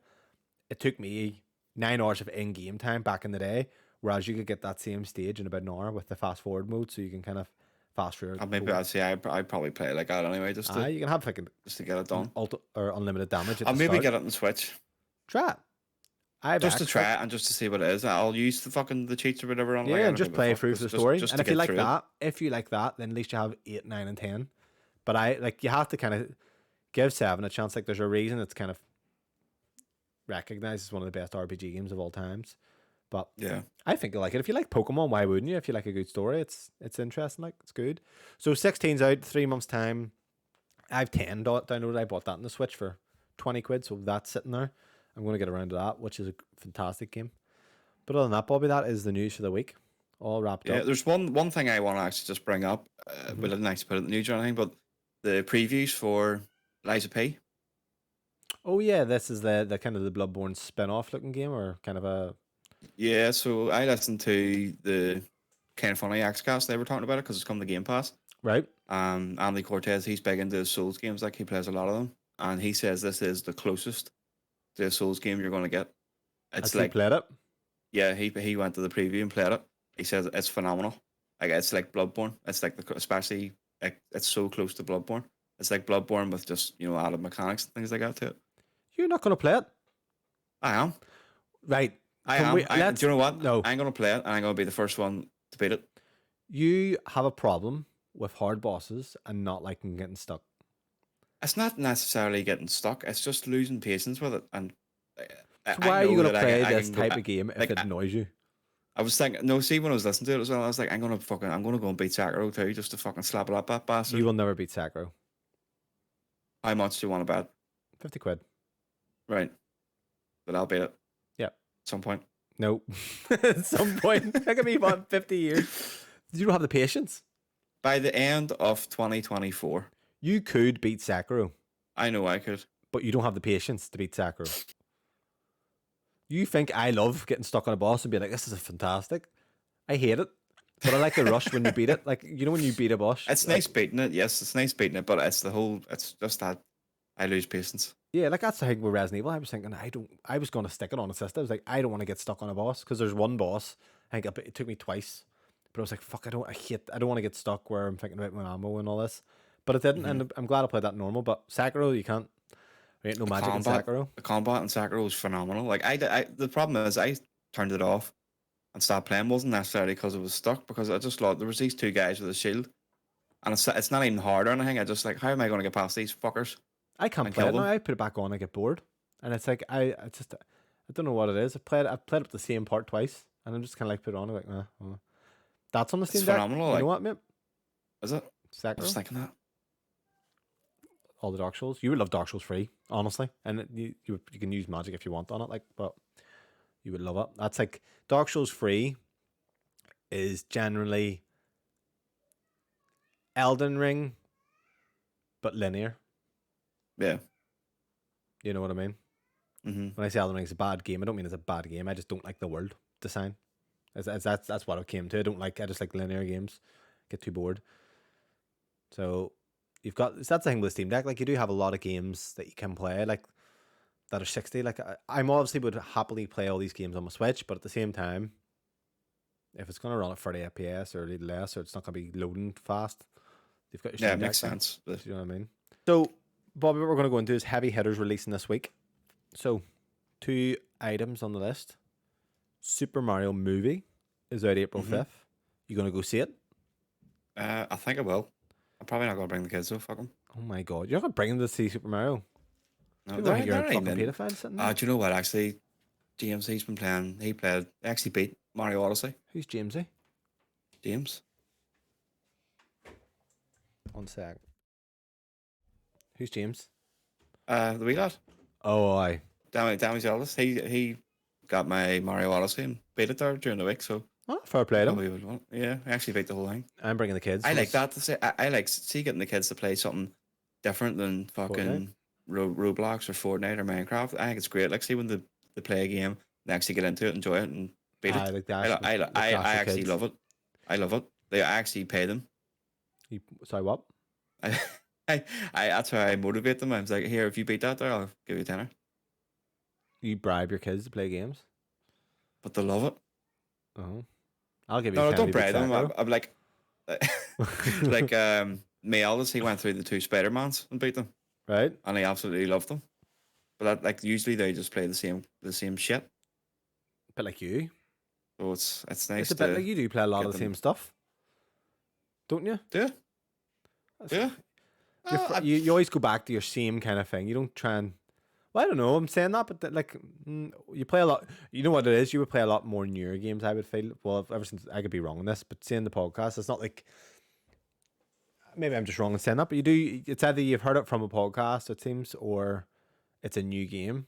But then maybe I'm just wrong in thinking that. Like, what's kind of something that's a backlog game you play that you never really. Metroid? Do you know what I mean? Like, but if I never said about Metroid, would you have played it? Probably not. Probably not. No. Do you know what I mean? That wouldn't be my go. That wouldn't be my go-to really. Like what's the last time you played a game that was over 15 years old or 10 years old? Oh, fuck yeah, that's a good one. That is a good one. I honestly don't know. You probably played 360. KOTOR probably. I may remember saying it. Do you know what I mean? I just play a lot of fucking shit. I just play a lot of games I play are probably older anyway, just to go through. But there's something nice about I have so much to play. Like that's the problem. So much like I haven't played. You know. You have a big backlog. On. Yeah. You Fantasy 7. That's something that honestly you could probably beat that in about 10 hours max. Even I think I beat it in the weekend, on the fast forward mode, and that's like a 45-hour game usually. So what would you rate it out of 10? I have nostalgia going for me. It's a 10 out of 10 game. Really? Just for nostalgia, like. But it's the music and everything. Like it's fantastic. But I would be interested from you to play it, and your son's doing the Fortnite loser dance to me. Where's the Mario dance, kid? Give me a tenner. I would be interested because you've never played a fantasy game to actually play it and properly review it. Yeah. Do you think if I played that there, would I appreciate 7 more or 7 remake? Yeah, definitely. Yeah, because I've played a bit of it, like the 7 remake. I think I done like the first bit where you escape something. Yeah, that's literally starts the same way. You're escaping because what Fantasy 7 is at the start, you are working for terrorists, bombing. You're literally blowing up things and it kills people. Like you're a terrorist. Right. But there's a whole thing of it. Right. So you are the game. The combat and all is fantastic on 7 remake. Yeah. I absolutely loved it, but I was just like, I just felt a bit lost because I didn't know what was going on. It's not a good one to jump into. I know, like I said to you at the start, I was like, do not play 7 remake because it's not for you. It's for people who have played 7 because there's literal callbacks to 7 where it changes stuff and it's a nod like we're changing this from the original. Just play the original and play it in fast forward mode. You can literally you could probably beat it in about 78 hours. I'm not even joking. On the fast mode plus, you don't even have to have the fast mode. Just do it the way you can have a 9999 damage, but you'll just enjoy it. It's really good. I actually would just blast. Is that only available on the Switch or does the PlayStation one have it as well? It's on the PlayStation as well, mate. But because I have it there. Like, well, you have it, like, so I have it on the PlayStation. You'd probably like it more on the Switch, but well, you know what I mean. Just have it in the handheld, just something that you can kind of play in bed and stuff. Do you know? I mean, like, let's face it. If you played an hour before bed at night, you'd have it beaten a week. Do you know what I mean? Yeah. Not forcing you, but you have it there for you. So Mario movie's out April 5th. I'm bringing the kids to see it. We're going to go to Odyssey, just because no smickers go there really, because you have to travel a bit out of your way, and it's 35 fucking quid it's costing me. It's so expensive now, the cinema, isn't it? I'm at cinema street. That's before your fucking snacks or anything, if you get any. I know. And then apart from that, we've got Hogwarts Legacy coming to Xbox One and PS4 in 2 days' time, this Tuesday. It's gonna be horrendous. Fuck, it's coming to Switch. Yeah. Do you ever notice, like, even on the PS5 when you're going through the castle and you get to the door, Oh, and it yeah. takes like a couple of seconds just to load? Like, is this going to be like full on load screens? I think for you're the maybe learning too PlayStation? much. Do you know it works on the Steam Deck quite well? Aye, yeah, seen So that. there's people who play it on the Steam Deck, lackluster. So if it's running on that, it might be alright in PlayStation 4. Do you know what I mean? So I'll be honest, I still need to go back to this, but it's just forcing myself to play it. Your son's sitting there. Why is he dressed as a cat? Tiger. Sorry. Wouldn't worry too much, boy. Yep. So that's it on Tuesday. I just couldn't be bothered going back to the Hogwarts. You loved it, didn't you? Aye. Kieran loved it. I enjoyed it. Yeah, it was just a bit long in the tooth for me. I mean, see these games, There 20, was 30 hours. there was too much. There was too much to do for me. It's fucking like an Ubisoft game. Right, so what we're going to get into is the questions. Okay, I have a question for you, you have a question for me. So, Bobby, have you read my question? Did you give it much thought before I asked this? Because I did write it into you. Yeah, for a bit of context to add to it, though. Okay, so I'm only reading yours now. So, anyway, if you could travel back in time when you were a kid, what modern game would you bring back to show yourself as a kid? Now, bear in mind, I'm not saying the console, but you can bring back the game, and let's say, don't worry about the console, you can actually play it, it'll run on whatever, and it looks the way it looks. What game would you show yourself? What age am I? Kid. 10. Teens? 8, 10. 10? 8. 8 and 10. Fuck, that's difficult then. PS2 era, I'm thinking. PS2, Bobby. Yeah. PS1, PS2. That's a tough one, because I was thinking it was maybe if it was a bit older, I could go two ways about it. I could show myself. What? No, I could show myself. Here, Age of Empires 2 was on fucking PS2. You know that? Was it? Yeah, I didn't know that. Right, okay. But anyway, so I would look at it two ways. I would go back and show myself Fortnite. Oh my god. And Why? Why would you show up Fortnite? You mean fucking you're like oh my god. I would show myself Fortnite. Right. But in the sense of you need to come up with this idea yourself. Or battle royale, kind of a Yeah, the battle royale, and then I would hopefully be the one to come up with that there and get super rich. You would go to a man you would go to Epic going, why are you making a call Fortnite and have a battle royale and this is thing, and they'll be like, right, okay, and they'll just go and make it and throw you away. But a game now, am I allowed to play the full game? Yes. So what I'm saying is, what game? Think about you as a kid and think of games now. What game, if you were a kid, would have blown your mind enough? Oh, probably. If I'm going back to where I was a kid playing PS2, probably like GTA or something like that. You know, like the newer ones, GTA 5. Because I would have played obviously all the Vice City 3 and all that. It was class, and something like that there. When you're that age, you're living in the world. Yeah. No, I could see you're that. Just there, and you're just doing it. You're even just going around doing your cheats and doing all your police chases and all, and getting out the 5 stars, seeing how long you can survive it and all. So maybe GTA 5. Fuck man, we were weird as kids. Cause see now, you would never catch me doing that. I could be fucked. But that's literally what everybody used to do in GTA. You used to live in it, and then you used to do your police chases and all. See how long you can last, and then your mate would have took over. Yeah. So mine's would probably be FIFA 23. No, we're joking. No, I was thinking like mine's was actually gonna be probably Red Dead Redemption 2 or The Witcher 3. I think I probably would like The Witcher just for how much stuff there is in it. But Red Dead Redemption 2 for graphics, I think probably the best in game, isn't it? So I would have went God of War, but because we're going back to that kind of 8 to 10 years, that's why I'm thinking something would absolutely I get to play it and would just blow my mind would be GTA. Yeah, you know what? I'm gonna go with yours. I think yours is actually spot on because San Andreas, like run about in that. Now obviously it's a bit older, but I think GTA is probably. If I give my fucking 10-year-old self GTA 5, like fuck me, I wouldn't be out of the house. So 31-year-old Bobby would travel back to when he was 8 to give himself a 10-year-old game now. Bear in mind that. Nearly 10 years old. Isn't that fucking mental? Yeah. I would absolutely blow my mind like seeing that. So I can remember the initial like going to GTA 3 on the top down months, like, and it was just incredible because you were just in this world and you could just do whatever the hell you wanted. But do you think that was 10 years since GTA 5? Yeah, it's crazy. So yeah, to be honest, I agree with you. I think you're spot on. Like that's the one game.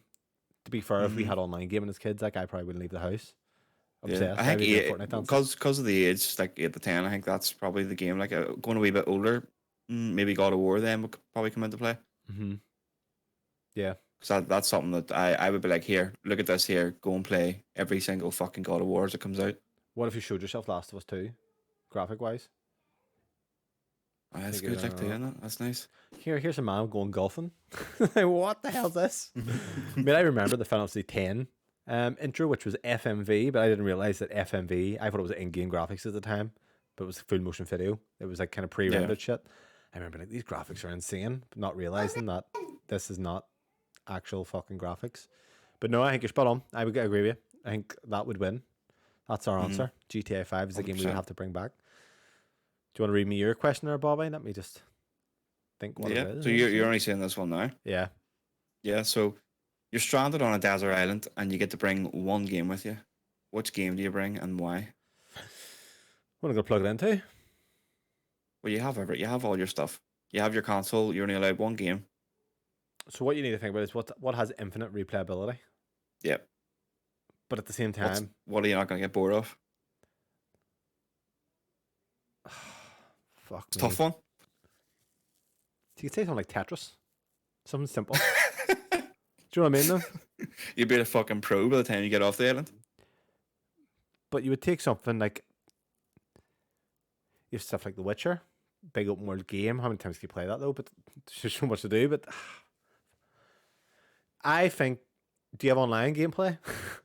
That's what I was thinking there. Do I have online gameplay? If you have online, then that's different. Like something maybe like Fortnite probably for me. I would have Counter-Strike. If I had online, I had like the Hand to Waste or FIFA even, just because it's enough. Probably Counter-Strike though, like to get good. But if it's going to be a single player game, if you want infinite replayability, then you've got your likes of roguelikes, which I probably wouldn't even stick to. Fuck, I probably would say something. It has to be something simple, but like. You're not going to sit and play it all day, bear in mind. You just want something that you can jump on and play. Yeah, because you're going to be out like catching fish and stuff with wooden spears. What game now is enough to get me to hop on and play even for 5 minutes? I sound silly. It's going to be FIFA. Because I will feel the urge to play a match of FIFA and jump on and play a match. Whereas I wouldn't have that with anything else, really. Do you know what I mean? So if it's gameplay loop, that's something that's quick and satisfying. You have your career mode and all you can do, and yeah. But honestly, I know it's a bit boring in the grand scheme of things. But that's your game. But you want to bring. I do like Tetris, but I don't like enough to be playing it for fucking eternity. Even at that, I get bored of FIFA. Oh, you're going to get bored of whatever it is, like, but it's the only thing you're allowed to bring. Maybe bring something that actually I don't usually play because I don't like having enough time. Or Breath of the Wild, you could have. Fucking. The things you can do in that and learn, but nah, it has to be. You know what one would be a good one for you? Elden Ring, then you might actually beat it. Still be running about Lingrave. Fuck yeah, I got really far in that game. It's not a great game though. It's not a bad game. I'm joking. No, I think it would be like a FIFA, a sports game, something that has like I will happily jump on and play a bit. Vampire Survivors kind of thing, you think like that, but yeah. What about you? I don't know. Online probably would be something like Fortnite. Yeah, online changes it. Like then it's not too bad. Even Warzone, you know what I mean? It doesn't really. Single player, I don't know. It would have to be something quite beefy, like a Witcher or something like that. It needs infinite replayability. Lots of stuff to do. Something like that, Skyrim. Along those lines. There you go. But yeah, next week, Bobby, have another question lined up. That's us. That is the show, episode 14 of the Radio Podcast. As always, if you like what you hear, you can write into radiopod@gmail.com. We'll read your questions out loud. Or you can send any slating emails to Bobby to the podcast and I'll read it out. Just if anyone hates you. Obviously, I have to edit out all your racist kind of things that you say. Fuck off. You're making it sound like every fucking week I'm saying loads of racist stuff and it's just edited out all the time. Well, if you don't hear it in this podcast, you know what's happened. But yeah, that'll do this week. Bobby, anything you want to add before we go? No, that's a wrap. There you are. Peace out, A-Town. Whip. Goodbye. Bye-bye.